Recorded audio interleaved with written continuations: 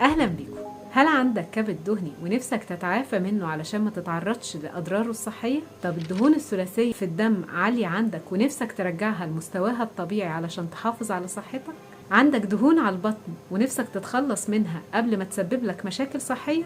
لو عايزين تعرفوا ازاي تتعافوا من الكبد الدهني وتحموا الكبد من الدهون الزيادة بخطوات بسيطة، تابعونا في حلقة النهاردة. شرحنا في حلقة سابقة أسباب الكبد الدهني اللي بتسبب ارتفاع في مستوى الدهون الثلاثية في الدم اللي بتشكل خطر على صحة القلب والشرايين نتيجة ترسبها على الجدران، واللي ممكن يوصل لانسدادها أو تكوين جلطات لا قدر الله.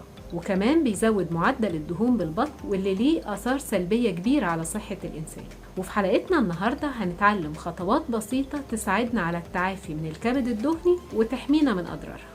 أول حاجة مهم جدا إننا نبدأ في اتباع نظام غذائي صحي مع متخصص يكون محتوى الكربوهيدرات فيه قليل وخالي تماما من السكريات البسيطة علشان نساعد الكبد إنه يستهلك من مخزون الدهون اللي فيه. وتاني حاجة نبدأ في ممارسة الرياضة المتوسطة بشكل مستمر علشان نزود استهلاك الدهون في الجسم، لأن الأبحاث أثبتت إن ممارسة الرياضة من 30 ل 60 دقيقة 5 مرات في الأسبوع بيخفض مستوى الدهون في الكبد بنسبة 10%.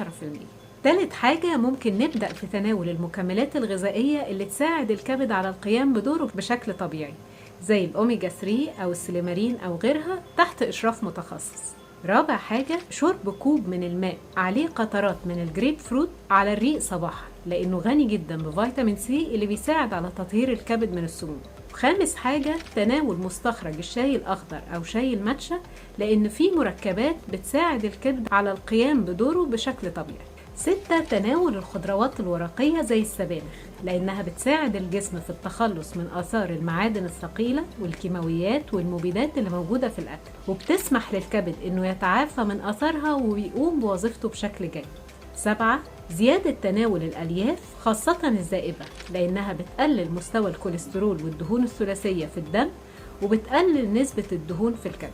8 تناول القهوة، لأنها بتقلل الالتهاب الناتج من الكبد الدهني وبتحسن أداء وظيفته.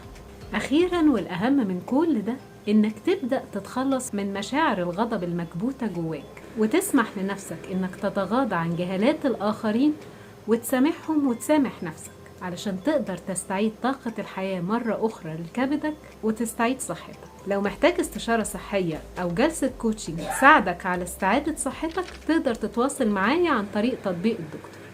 أخيراً